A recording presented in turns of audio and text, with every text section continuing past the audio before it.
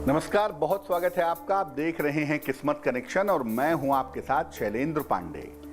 आज हम बात करेंगे चंद्रमा के शुभ योगों के बारे में और ये जानेंगे कि चंद्रमा के ये शुभ योग कितने ज्यादा प्रभावशाली माने जाते हैं। बात आपके राशियों की करेंगे और आपके प्रश्न का उत्तर भी देंगे।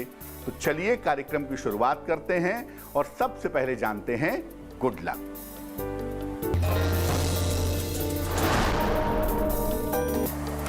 जब सूर्य ढल रहा हो, सूरज अस्त हो रहा हो, सूर्यास्त का समय हो तो उस समय सोना नहीं चाहिए। शास्त्र कहता है कि सूर्यास्त के समय सोने से आयु क्षीण होती है, उम्र कम हो जाती है।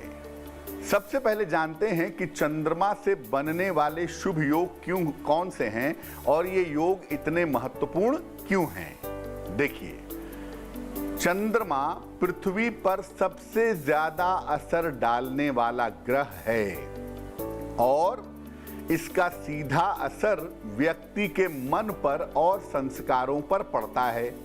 इसलिए चंद्रमा से बनने वाला हर योग अपने आप में बहुत महत्वपूर्ण होता है। चंद्रमा से 3 प्रकार के शुभ योग बनते हैं: अनफा, सुनफा और दुर्धरा। इन तीनों में से एक योग भी अगर कुंडली में है तो व्यक्ति बहुत शक्तिशाली हो जाता है और अगर तीनों योग कुंडली में हैं तो व्यक्ति जीवन में अद्भुत सफलता प्राप्त करता है। ये जानते हैं कि अनफा योग क्या है और इसका प्रभाव क्या है। देखिए, चंद्रमा कुंडली में जहां बैठा है, अगर उसके पिछले खाने में 12वें खाने में कोई ग्रह बैठा हो तो अनफा योग बन जाता है। लेकिन ये ग्रह सूर्य नहीं होना चाहिए, क्योंकि अगर 12वें खाने में सूर्य होगा तो ये योग भंग हो जाएगा। इस योग के होने से व्यक्ति जीवन में खूब सुख सुविधा प्राप्त करता है, व्यक्ति बहुत सारी यात्राएं करता है और बहुत व्यवहार कुशल होता है। अनफा योग होने से बहुत बार ऐसा देखा गया है कि ऐसे लोग राजनीति में भी काफी सफलता पा जाते हैं। चर्चा को आगे बढ़ाएंगे, लेकिन उसके पहले मेष, वृषभ और मिथुन राशि का राशिफल। मेष राशि, मानसिक चिंता समाप्त होगी, सेहत में सुधार होगा, धन लाभ के योग हैं। शुभ रंग ग्रे और भाग्य होगा 90%।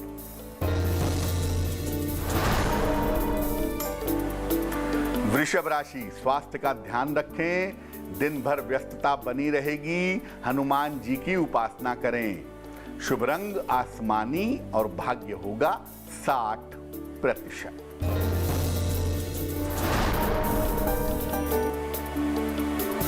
मिथुन राशि, धर्म की तरफ मन झुकेगा, परिवार में मतभेद कम होंगे, धन आसानी से मिलेगा।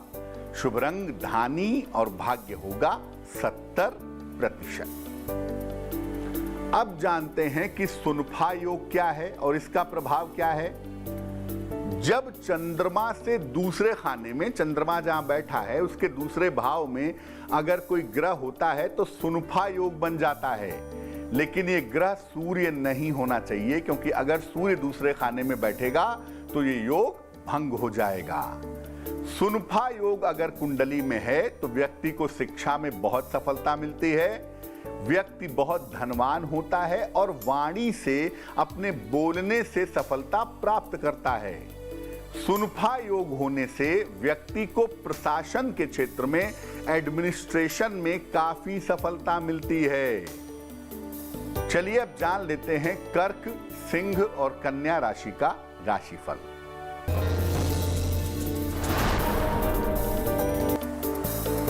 कर्क राशि, नाम, यश और धन की प्राप्ति होगी, लंबी यात्रा करनी पड़ सकती है, नए संबंधों की शुरुआत होगी। शुभ रंग पीला और भाग्य होगा 80%।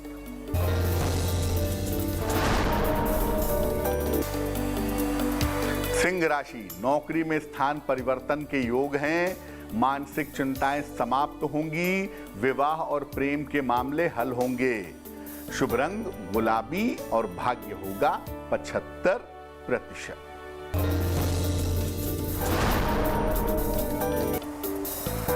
कन्या राशि, स्वास्थ्य का ध्यान रखें, धन हानि से बचाव करें, हनुमान जी की उपासना करें। शुभ रंग हरा और भाग्य होगा 60%। चर्चा को आगे बढ़ाएंगे, लेकिन इसके पहले आपके प्रश्न का उत्तर देते हैं। विजय नाथ जी ने हमें मेल लिखा है, मुंबई से लिखा है, अपने बेटे के बारे में जानना चाहते हैं और बेटे की कुंडली ही हमें मेल कर दी है। ये पूछ रहे हैं कि बेटे के विवाह के 5 वर्ष बीत चुके हैं, बेटे को संतान कब होगी।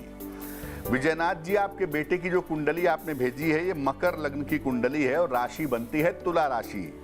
संतान कारक बृहस्पति कुंडली में ठीक जगह बैठा है, यानी संतान का प्रॉमिस तो है, संतान होगी, लेकिन ये होगी किसी टेक्नोलॉजी की वजह से, यानी आईवीएफ के थ्रू, आईयूआई के थ्रू या किसी टेक्नोलॉजी की वजह से संतान होने की संभावना ज्यादा बन रही है। और जो संतान के लिए प्रयत्न करना है इस साल जून जुलाई में करें या नवंबर दिसंबर में करें, आईवीएफ आदि के लिए जाएं तो संतान इनको हो जाएगी। फिलहाल आप इनको 2 उपाय करने को कहिए। एक तो इनको एक ओपल बनवा के पहना दीजिए, 10-12 रत्ती का ओपल चांदी की अंगूठी में, दाहिने हाथ की तर्जनी उंगली में, शुक्रवार की शाम को।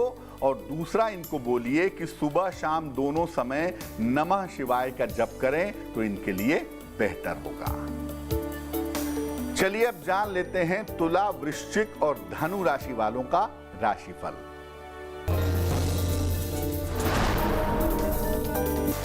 तुला राशि, नौकरी के नए अवसर मिलेंगे, पुराने मित्र से मदद मिलेगी, आर्थिक स्थिति अच्छी रहेगी। शुभ रंग क्रीम और भाग्य होगा 70%।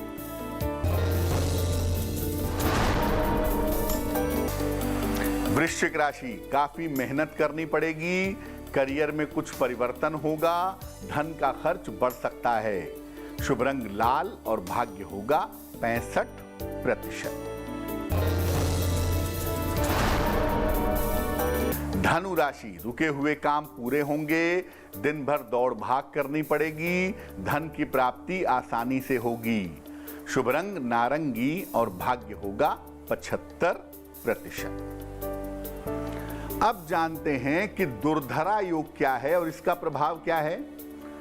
चंद्रमा से दूसरे खाने में भी कोई ग्रह हो और 12वें खाने में भी कोई ग्रह हो तो दुर्धरा योग बन जाता है, लेकिन इन ग्रहों में सूर्य नहीं होना चाहिए। दुर्धरा योग होने पर व्यक्ति जन्म से ही संपन्न और समृद्ध होता है, जीवन में किसी भी प्रकार की समस्याओं का सामना नहीं करना पड़ता। ऐसा योग कभी कभी व्यक्ति को वैराग्य की ओर भी ले जाता है। ऐसे लोग धर्मात्मा होते हैं, संत स्वभाव के होते हैं, ऐसा देखा गया है। मकर, कुंभ और मीन राशि वालों का वक्त कैसा है, आइए जानते हैं।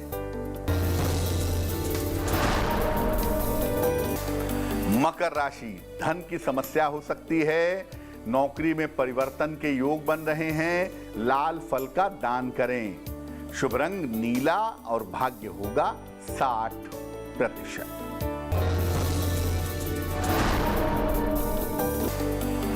कुंभ राशि, यात्राओं में सावधानी रखें, पारिवारिक दायित्व निपटा सकेंगे, दिन भर दौड़ भाग करनी पड़ेगी। शुभ रंग बैंगनी और भाग्य होगा 70%। मीन राशि, नौकरी कारोबार में लाभ होगा, प्रेम संबंधों की शुरुआत होगी, परिवार में खुशहाली आएगी। शुभ रंग हल्का पीला और भाग्य होगा 80%। तो आज हमने चंद्रमा के शुभ योगों की बात की, अब जान लेते हैं क्या है आज की सलाह। अगर छोटा बच्चा घर में है और बहुत बदमाशी करता है, बहुत चंचल है, कभी चोट लगाता है, कभी घर के सामान खराब करता है, तो क्या करेंगे, अपने किचन में उत्तर की तरफ, नॉर्थ साइड की तरफ या तो गुड़ रखिए या तो टॉफियां रखिए और नियमित रूप से ये गुड़, ये टॉफी अपने बच्चे को दीजिए। आपका बच्चा शरारत कम करेगा और चोट चपेट से बचा रहेगा। तो आज के लिए किस्मत कनेक्शन में बस इतना ही। फिर होंगे हाजिर किसी नए विषय के साथ, आपकी समस्याओं के समाधान के साथ।